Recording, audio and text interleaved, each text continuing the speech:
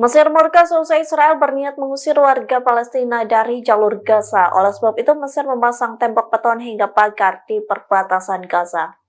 Dikutip dari Palestine Chronicle, terlihat Mesir sedang melakukan pekerjaan perbaikan baru, yakni pagar yang memisahkan Mesir dan jalur Gaza di timur Rafah. Terlihat alat berat yang mengangkut pasir, memperkuat menara pengawas, dan pagar beton di sepanjang perbatasan dengan jalur Gaza. Hingga saat ini belum diketahui secara pasti terkait pembangunan benteng baru tersebut, namun diduga langkah ini dilakukan terkait upaya Israel mengusir warga Palestina dari Gaza. Pasalnya, pejabat tinggi Israel telah berulang kali melobi untuk melakukan pembersihan etnis warga Palestina dari jalur Gaza.